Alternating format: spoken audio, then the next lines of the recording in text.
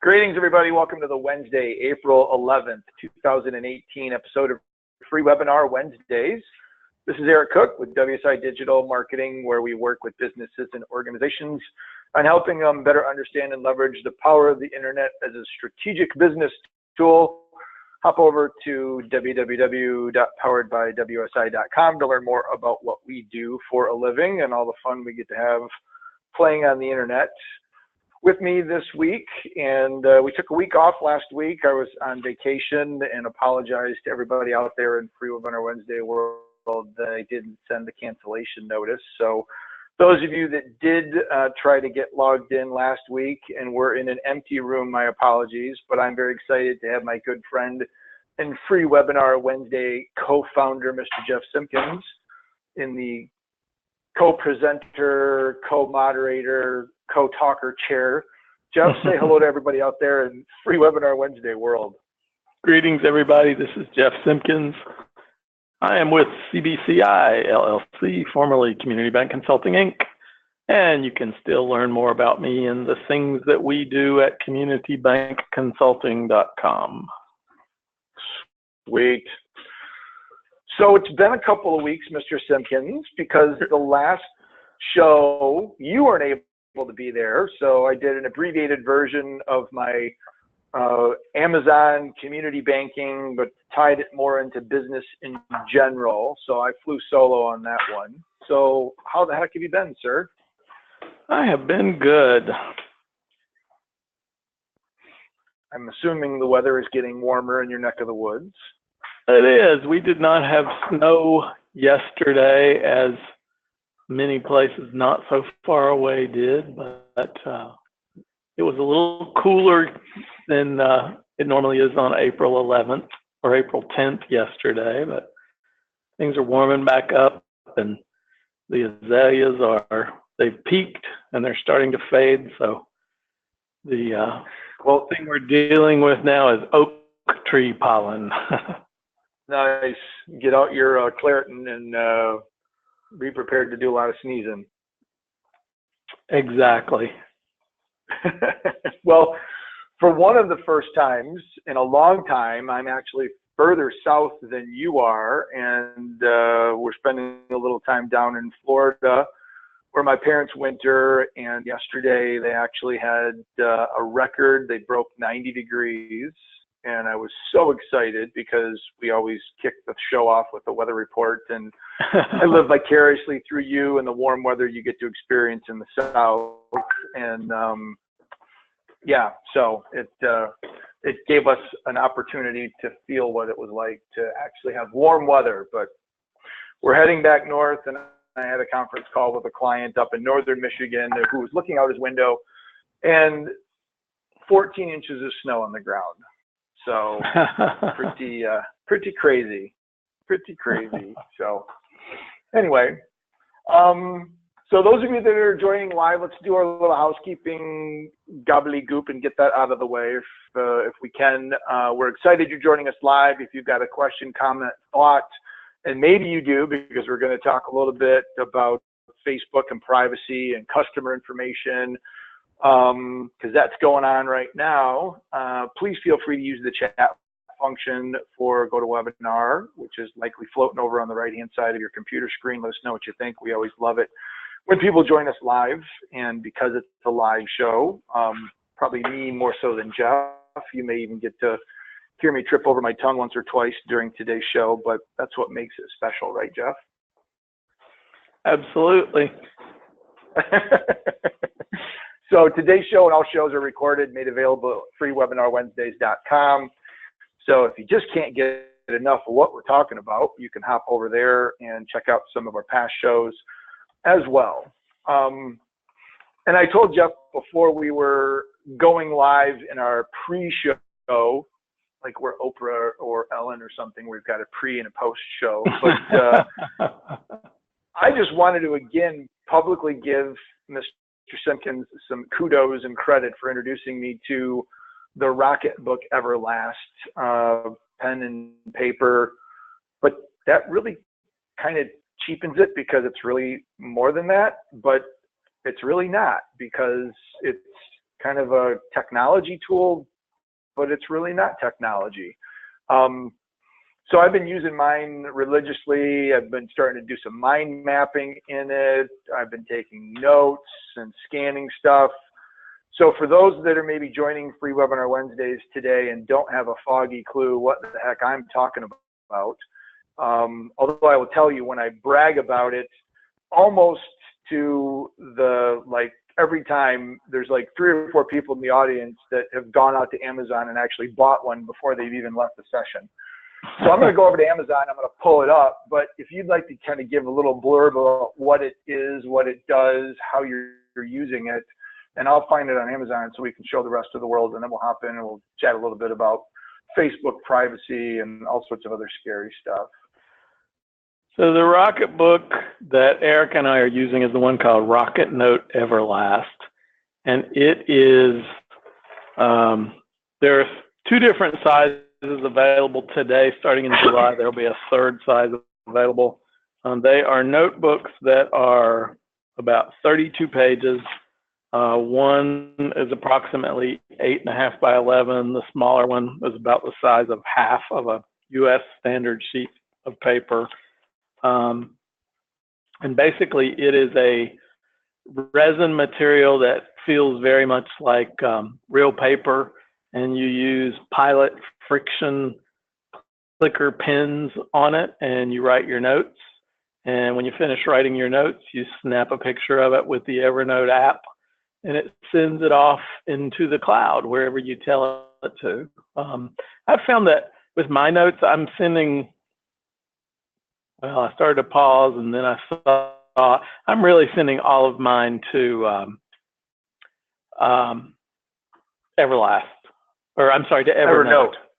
Yeah, Evernote. I get those confused too, because I'm a big Evernote user, but it's the Everlast from Rocketbook, and their colors are even very similar, where they've got, if you go to Evernote, it's kind of a black and green color with the elephant, and so I often trip over my tongue as well, and I use them interchangeably. They're not connected with one another. It's just a service that you can use.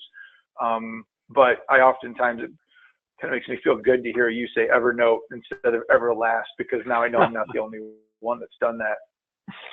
So if you decide to go with the Evernote notebook and use it with the with the Everlast notebook and use it with the Evernote service. You were doing so good. You were trying so hard there, I could tell. Spend the money to upgrade to the premium Evernote service, because the premium Evernote service allows you to search handwritten notes. And that's really what I love about the Evernote notebook, is I can make all of these handwritten notes, snap a photo with them with the Evernote app, send it up to, I'm really having a hard time now, snap a picture of it with the Everlast app and send it up to Evernote, and you can search all of your handwritten notes. And the search for handwritten notes in Evernote is pretty amazing. Yep. You just need to make sure you slow down. If it's an important word that you'd like to be able to search for down the road, don't scribble it like a doctor's prescription. You want to just make sure that you've got pretty decent penmanship, although it does a pretty good job of recognizing it, I've found out. So, and the Evernote platform, I would also strongly suggest, once you start taking your notes and moving them into Evernote from Everlast, now I'm trying really hard not to mix those two up. I would also strongly encourage you to download the Web Clipper tool as well. And that gives you an easy way. So basically, I don't really put anything in my bookmarks anymore or for the browser. Everything that I basically want to save now, I go and I put them into Evernote, and it synchronizes it up. So for example, if I take a look at maybe this article right here from The Guardian, which we'll talk about in a little bit, I can go in to my Evernote Clipper, and what happens is the Evernote Clipper strips out all of the advertisements. It strips out all of the banner ads. It will include, if there's some sort of a graphic or, something that's part of the story, if you're clipping something and there's a really nice infographic that represents something, it will keep that. But you can see it saves all this information basically as a really clean file. And then you can go in and you can add tags, which makes it really easy to find stuff down the road. So I can go in and I can say Facebook, I can say privacy. Maybe this is going to be part of a presentation that I'll do later on, so I can say it's presentation material. Maybe I want to say that this is specifically for 2018. I can put a year in there. And then I click on save, and this grabs, you can save a variety of different, so you can do the article. I like the simplified one just because it's a really clean, easy way. But you can certainly grab other options. You can even do a screenshot. But I like the simplified article. I save it directly into my notebook, but you can even add other notebooks. If I wanted to put this for reading later, I could dump it in there if I wanted to.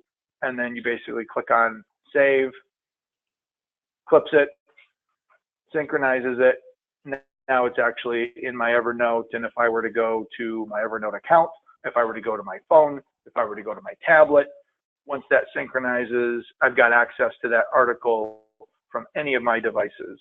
So it really makes it nice. And then I guess the other thing as it relates to the web clipper is oftentimes when I'm facilitating a group discussion, I'll find a variety of articles that the group wants to talk about, and I'll be able to go into Evernote and I can create really nice, clean PDFs of all the articles that I can provide as handouts. And it just makes it really nice to be able to provide those to the attendees so they're not junked up. If you were to try to go in and actually print this, it does an okay job, but some pages print better than others. And, it looks like the Guardian's done a pretty decent job, but there's not a lot of sites out there that have really modified their print file. In most instances, you get a bunch of half-loaded images and the banner ads show up, and it just looks really wonky. So if you've not done it yet, and every time I promote this, the next question out of somebody's mouth is, you should really set up an Amazon store where you could sell these and make a commission because you did a really good job of selling it. So I want to be clear, Jeff or I don't get any sort of kickback, commission, or payment from the Rocketbook folks. If you buy it, great. If you don't, great. But from an investment perspective, Jeff and I have spent way more money on writing little tools and efficiency efforts than $34. And it's a pretty cheap way of kind of doing something really cool that still gives you pen to paper functionality, the creativity to be able to draw and sketch and diagram, but yet you can push it into something digital and save it. And so best of both worlds. Yeah, I was spending probably $60 or $65 a year for an old paper day timer, just because I liked taking notes on the 8.5 by 11 format. And Yep. It was a huge pain in the ass because after I took the notes, then I had to put them on the scanner and feed them into the scanner, and I didn't have text search and things like that. So while I've invested maybe $100 in Rocketbook products, really I've ended up saving money and my back also. Thanks for not having to carry so much paper in my briefcase when I'm out and about. Yep, I would agree. So cool. So raise your hand in the room if you're going to go out and buy yourself a Rocketbook. I'll be curious to see how many of our live attendees are going to go out and snag one of these. But we've got a couple of hands. Too funny. Cool. All right. So let's shift the conversation a little bit.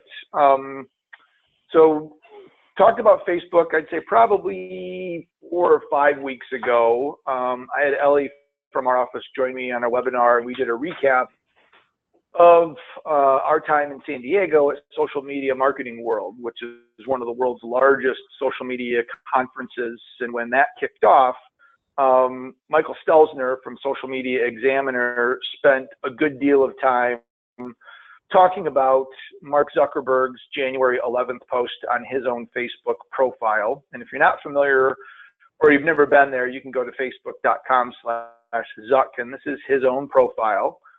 You can follow him, and you can see certainly there's a lot of conversation going on recently.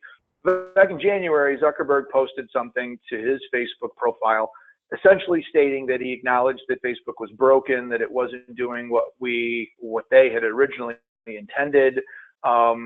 They were going to be decreasing the visibility of pages and brand-related postings. They're going to try to encourage and reward posts that generate conversation and try to help build more of a relationship between not just the business and the visitor, but the visitors themselves, or the fans, or the followers, or whatever you want to call them.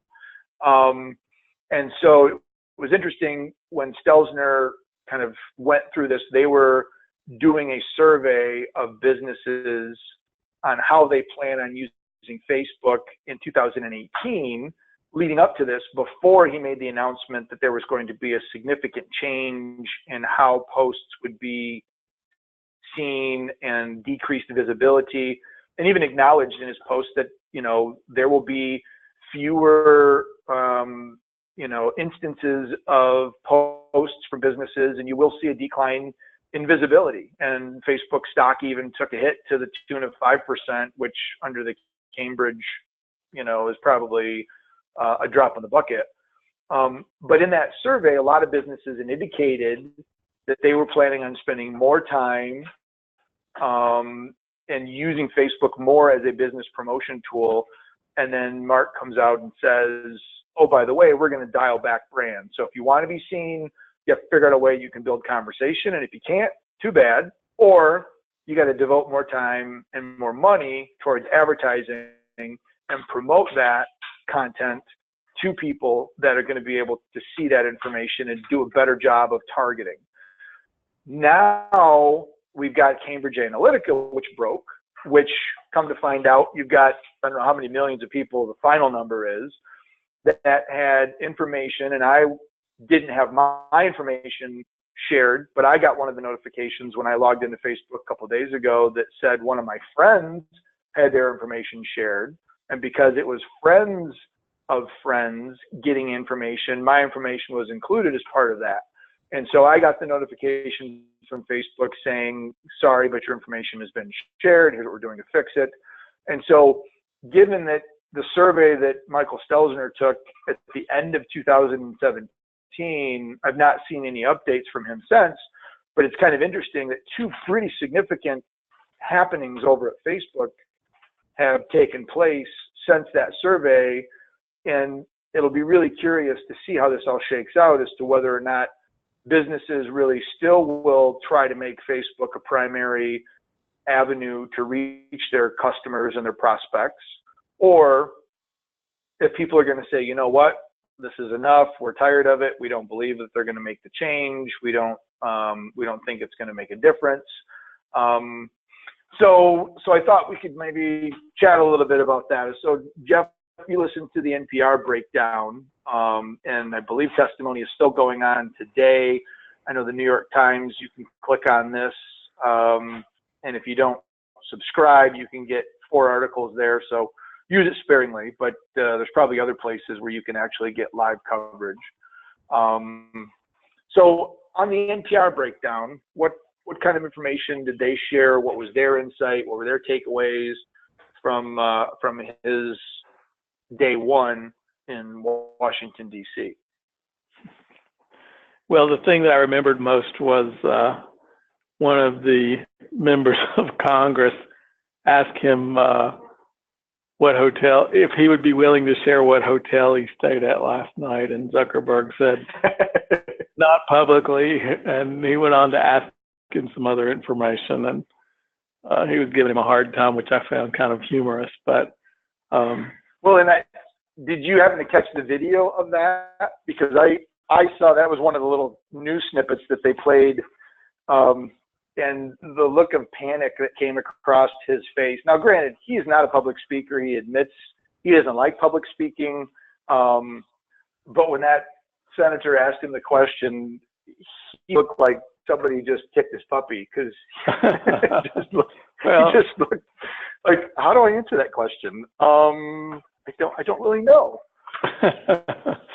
And he is kind of a rock star when it comes to public figures. So, it would be different him telling where his hotel is located as opposed to you and I doing it. But well, exactly. Yeah. Ultimately, they went on to describe Facebook as an advertising company, which it kind of is. Yeah. But the interesting part, and I don't know if they really talked a lot about this in the NPR breakdown, but you have to take a look at what consumers have given Facebook. And granted, there's always been, whether it's right or not, or true or not, some perception of privacy. And to a certain extent, some of that, I mean, if they promised that it was going to be private, and it wasn't, then shame on them. But you just got to think of all of the information that we have voluntarily provided Facebook as part of our participation in the network. And, I think you get some benefit out of it, obviously. I know there's people that I keep in touch with through Facebook that I probably wouldn't keep in touch with otherwise. And it's allowed for those relationships to continue over great distances. But did NPR talk at all about if there's any kind of responsibility back on the consumer, the users, as to what information we are willingly giving them as users of the system? I'll be honest, it was 6 o'clock this morning when I was listening to this while I was between snooze bars, so I don't have a strong recollection of everything that they said. I can tell you for myself personally, I don't share nearly as much personal stuff as I once did. So I think where you're going with this is, I believe it's incumbent on us as consumers of Facebook to use it in a responsible manner. Yeah. And there's probably even a generational gap, because I know that we've talked and we've had guests that have actually presented and discussed the whole, millennials and Gen Xers, and the Gen Ys, or, however you want to classify them. But it seems the younger people get, the more freely they're willing to share everything about themselves, and whether that's good or bad. And to go back to social media marketing world, one of the things that was also hit home in a number of the sessions was the concept of transparency and vulnerability, and the fact that so many people are now using social media. And I think of Instagram, for an example, that tends to be a network which is owned by Facebook, of course, but that tends to be a network where a lot of people go and they tend to come away feeling good. They go into Facebook and they get political posts. They go to Twitter and you've got trolls and people that are antagonizing. But Instagram still seems to many to be a place where you can go and see cool pictures, and there's really not a lot of negativity that goes on there. But one of the things, if you use Instagram, you'll notice that all the pictures seem to be, well taken, staged at the right time. You've got the luxury of taking multiple shots and picking the right one, and you've got cool filters. And so there was the plastic nature of the internet, where everything was being looked at through rose-colored glasses, and businesses that were comfortable with going and saying, here's what's really going on. Here's where something really bad happened to our organization. Here's how we responded to, a negative review or criticism. and really open up the kimono to allowing people to see the good and the bad was really a strategy that for businesses and other folks that embraced it was pretty powerful, because then you get beyond the, well, everything's not perfect. Of course it's not. And for a business that reveals that it's not and is comfortable sharing the nitty-gritty details, that can actually build a better rapport with their audience than if they keep everything as being the world's perfect and everything smells like roses and tastes like chocolate kind of thing. Unless, of course, you're allergic to roses and you don't like chocolate, then that would probably be a pretty uncomfortable world in which to live, but you get the picture.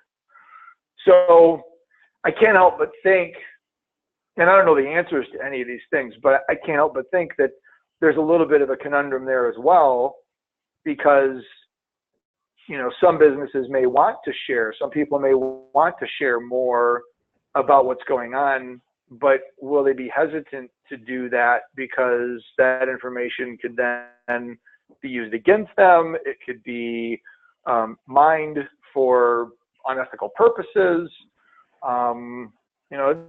This whole thing kind of creates a lot of questions that are going to need to be answered. And I don't know, did they say in the NPR how many days he's planning on being in DC, or is he just going to basically be there until everybody gets a crack at him? I think his testimony was just yesterday and today. I could be mistaken, but okay. I do have a comment, and I don't want to turn this into a Sunday morning talking head political talk show, but I scratch my head and wonder if this may be some Washington grandstanding going on, because if you'll remember, it wasn't too many months ago that we talked on this show about the same group of people that are in DC are part of the group that reduced the amount of privacy that we actually have online not that long ago. Yeah. This is the show that we talked about how you might want to invoke some privacy services on your browsing because we don't have the level of protection that we once did. Yep. Well, I know one of the, maybe I'll have to text Mark to see. I'm trying to remember what the actual, because the European area has just implemented a new mandate that's rolling out, like a digital privacy protection, DRCP, or something along those lines. It increases your ability to, when you opt out of something, the extent to which they have to go to truly opt you out of things. And that's a very layman's description. Yeah. So, and so I listened to a couple of podcasts that initially, when Right to Be Forgotten came out, and that was part of kind of that discussion, the whole European arena wanted to be able to say, if I made a comment or if there was something that I put out on the internet and I choose that no longer needs to exist, I not only can petition or request to have that information taken down, but the entire article. And there were some concerns. One of the examples that was given was there was a university in the United States that had done an article on something of a historical significance, and there was somebody that had made a comment on that very similar to like a blog, and that individual made the decision that they didn't want that comment out there any longer. And for whatever reason, it wasn't just the removal of the comment, but it was the actual removal of the entire item, because there wasn't a way for Google to remove from its index the comment only. And there's really no way that you can go back and go to every individual website itself and have those, individually removed. So what Google did is it just took that resource out of its index. And so if you were Googling or looking for that particular article, which had a lot of great information that could have been helpful to students or other historians that were doing research, you could still get to it if you knew the direct address to get to the website for the university, and then found, and so you could still get there, but the indexing of that article was actually removed. And so there was that whole concept of the pendulum swinging too far in one direction. And I think this new data protection law is one that is going to be very difficult to enforce, but I think it creates more of a happy medium, and it may be more Pollyanna than reality, but it creates more of a happy medium where you have a little bit more control over that. But businesses have to do a better job of making sure that they have data retention policies in place. They have to make sure that information is deleted after a period of time. And in the United States, businesses that have been doing data mining and predictive analytics and data intelligence, they thrive on having not only months, but years of customer data that they can go back to help predict when is Jeff Simpkins going to be ready to buy another Rocketbook? When is he going to need more friction pens? Because we know when he bought them last time, and we know approximately what the consumption rate of a friction pen is based off of standard usage. So if I send Jeff a proactive email in 6 months to buy more friction pens, I might be able to generate a sale, because if he hasn't bought any yet, he's probably getting pretty close to needing more pens. And so to you, Jeff, that might be a really beneficial service, because you don't have to think about it. You know, water filters, disposable stuff, things that come up. But the flip side of this is that's data that businesses have about us that some want to be removed, so we can go back to having some of that anonymity that existed before everybody was collecting data on everything. I don't know if there was a question in there, or maybe I just felt that I needed to say all of that, but I think you just I think I'm done.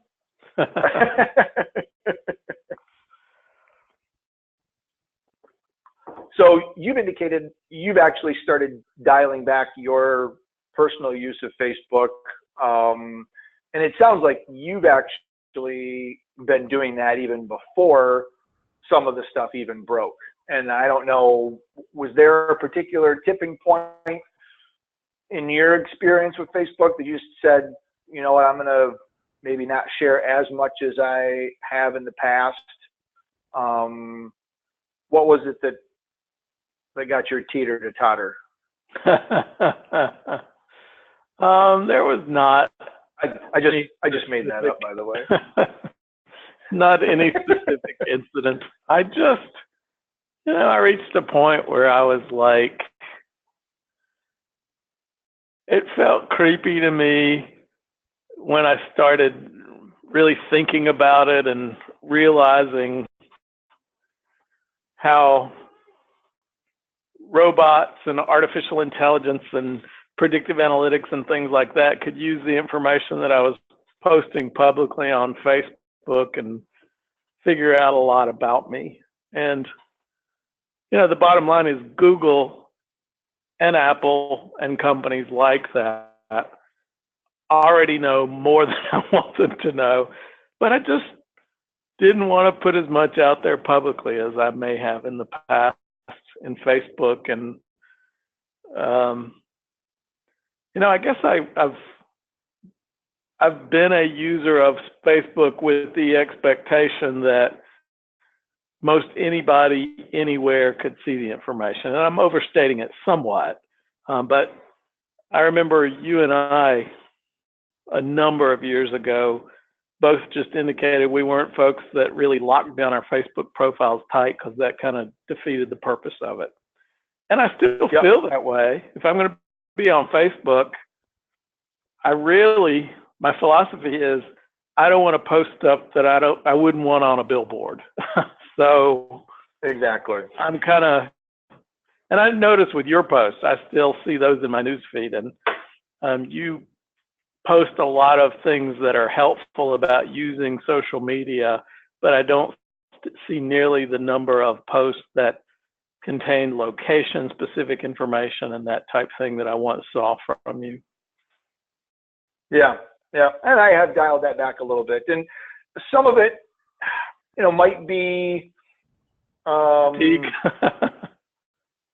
well, it's fatigue, but there's also, I know we've actually built a pretty fortunate life with the decisions that we've made, and not every decision that we've made has been a perfect one and worked out great. But, we're fortunate that we now operate a business that, and I say we because my wife, is in it with me as well. But we operate a business that allows us the flexibility, for the most part, to work pretty much anywhere we want. And, Right. and so a lot of our customers have an understanding of that. And I certainly promote it within the WSI network, because I think that's one of the advantages of being part of the WSI system and working in the digital space is I don't have to put a suit and tie on and go into an office like I did for 15 years when I was a banker, which I loved and I really enjoyed it. And there's components of that I miss, being around other human beings, for example. Not that I don't love my wife and my dogs, but sometimes human interaction is beneficial. I miss the community interaction that I had as a community banker, being involved in things in the community where you could do stuff and you could see, parks and walking trails and other sorts of business ventures kind of spring up, and that you had a hand in that. But the next phase of our business life really took us into the digital world. And so initially there was a lot of that, hey, look at me, I'm down here in Florida, or I'm here in Colorado, or we're traveling here, or I'm working from the mountain bike trail. And I don't want to give people the perception, because not everybody really understands and appreciates that it is possible to be able to run these types of businesses from anywhere. And I just want to be really careful that I'm not giving out the wrong impression that I'm not paying attention to the business and spending time just gallivanting around the countryside. And I go back, as I'm telling the story, I'm thinking of my father, who was a community banker for 33 years. And I had the privilege of working alongside him for many of those. Even though he could have very easily justified buying a Cadillac because he was a great banker, he was paid well, he was well respected in the community, they, managed their money. He never bought a Cadillac because he didn't want to give the perception to the community that was, and there's other bankers that I certainly know of that, they buy the nice cars and, it's their prerogative.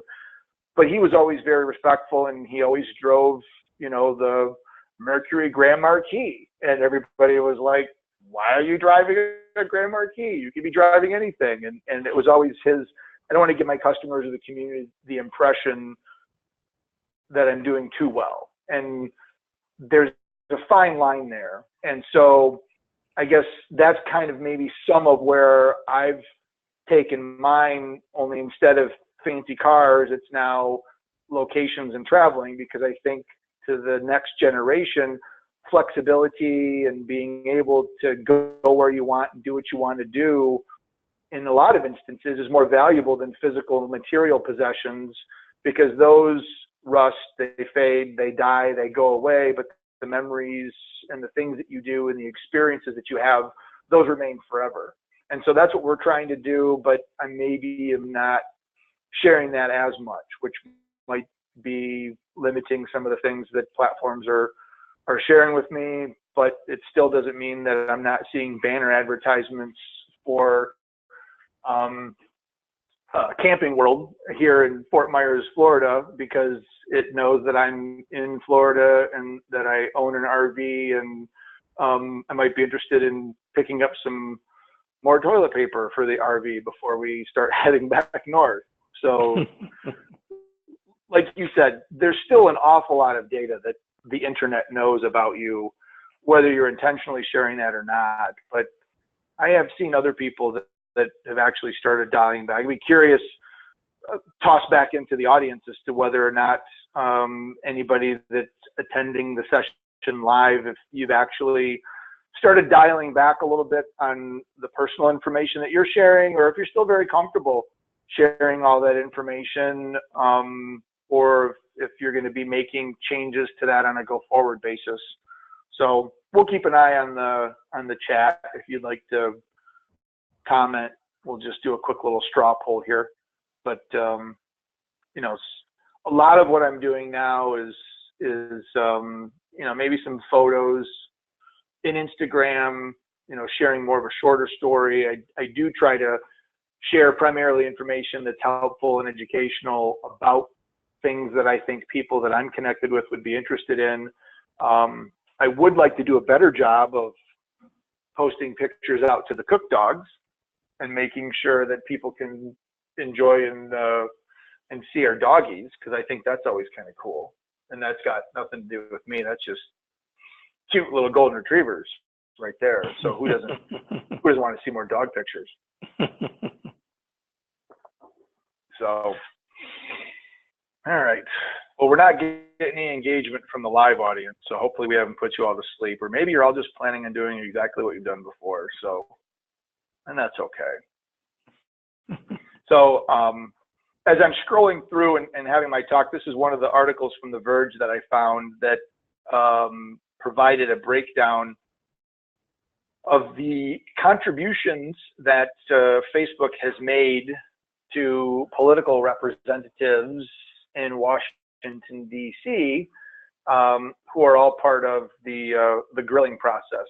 So I don't know if there's like a grand total. I think there probably is somewhere up at the top how many millions of dollars Facebook has contributed. But I think there's a certain amount of power. And when Zuckerberg talks about, because I know one of the things, and I actually saw an interview with Sheryl Sandberg, who is their chief operating officer. So really between her and Mark, they kind of run Facebook. One of the comments, and I can't remember which one made it, was they were focused on data breach and hacking and, you know, unauthorized access, and whether right or wrong, I don't think they really had a clear understanding of how the data that was legitimately accessible within their platform could be weaponized and used from a violation of privacy.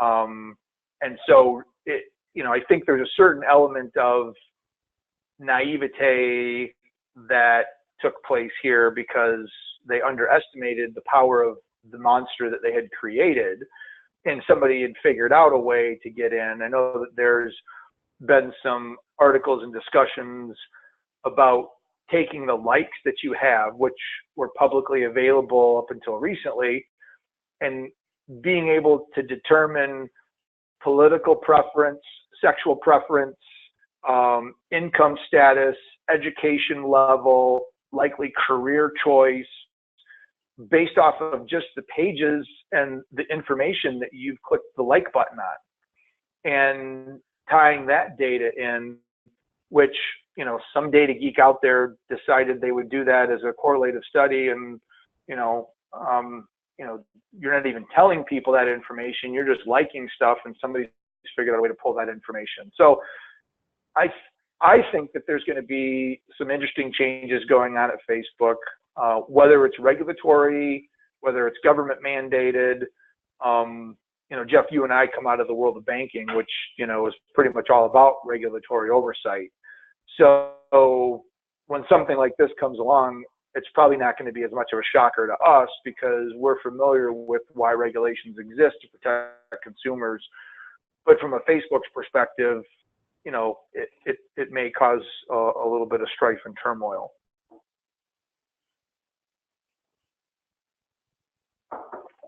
Other thoughts? Where you see this going? Just to comment on the political contributions that you had listed on the screen. A company the size of Facebook has to make political contributions. It's just part of doing business in the world today. Yep. So over the last 12 years, Facebook has spent $7 million in campaign contributions. Which is actually small for a company their size. Yeah. So Amazon, 4 million. Don't see anything in here with regards to Apple or Google, but the GAFA, Google, Apple, Facebook, and Amazon, the big four, those are typically used together. But you're right. I mean, there's really, you kind of have to do that in today's day and age. But $641,000 to members of Congress that Zuckerberg is facing this week. So, but from what the article says, it doesn't sound like those that have received money are really holding back a lot. So they're still asking the difficult questions. So, yeah. So anyway, well, that was a good discussion, and we went down a couple of rabbit holes, probably me more so than you, which doesn't really surprise me, or probably anybody else that's listening to today's show. But I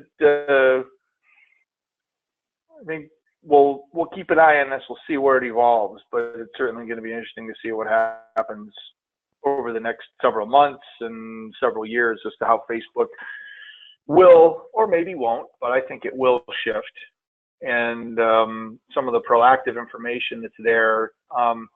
One thing that I've always been a staunch proponent of, and if you've not done this or if you've not heard me say this before, I strongly suggest that you get into your Facebook if you're still using it, although I know that there are some people that have gone with the delete Facebook hashtag and ditched it altogether. I saw a really interesting meme from somebody the other day that said maybe Google Plus isn't such a bad network after all. And then I've heard from people that are using Google Plus and they're saying, no, we don't want everybody from Facebook back. It's actually a nice network now that just involves people that really want to use it. So stay away. We don't want you junking our network up. But if you've not done it, I would strongly suggest you go into Facebook, click on this little drop down arrow and go into your settings, and then take a look at your privacy settings, take a look at the apps that you've authorized to get access to your data. If you've not done it, you really should turn on two-step login authentication, not just for Facebook, but for any social networking platform. I just had an instance the other day where a friend of ours sent me a message in Facebook Messenger, which seemed really unusual because she and I normally communicate either through Instagram or Snapchat. And so when I saw that come through, I shot her back a note and said, hey, this seems weird. Is everything okay? And her account got compromised. I gave her kind of did you turn on two-step? And she said, I did now. So two-step login really helps to prevent that. And certainly we've got enough challenges maintaining our own accounts and making sure we're controlling our own privacy. The last thing that you want is for somebody to log into your account and start doing stuff without you knowing it. And so two-step login will help bar the door and make sure that people don't get in. It involves you registering your cell phone and making sure that your cell phone is used as a recipient for rotating authorization code. And if you turn on two-step and you get one of those authorization codes from Facebook or Twitter or Instagram or LinkedIn or whatever platform you're using, and you did not log in recently, somebody has got your username and your password and they're about ready to get into your account. So strongly encourage you to do that. And if one thing around customer privacy, if this just builds some awareness to make sure that everybody listening to this jumps in and takes a look at that, that's probably going to be a good thing. So get those privacy settings configured and set up, and make sure you review what your sharing options are, because when Facebook makes updates, sometimes those things get flipped and reversed. So there's my public service announcement. I will get off my soapbox now and we'll begin to wrap the show. So with that, Mr. Simpkins, thanks for joining me today. As always, it's a pleasure when we get to do the show together. So any parting words or other thoughts for the world before we go ahead and click end? Everybody have a great week. How's that for parting words? And enjoy the sunshine if and when it gets to you, right? Yeah, the folks that had snow yesterday, probably it's gone today, at least. Yep. From Virginia Unless you're in down. northern Michigan, then you're going to be digging out for a while. But hopefully you've got some skis or a fat bike handy and you can enjoy it for a little bit longer. So with that, so cool. Well, thanks for joining us. Those of you that are live, we appreciate you joining us. I don't want to say every week because, as you well know, there are weeks that we just can't do a live show. But the weeks that we are live, we certainly appreciate you showing up and being part of our free webinar Wednesdays family. So with that, we'll wrap it. As Jeff said, have a great week, and we will see you on the next show. Take care. Bye-bye.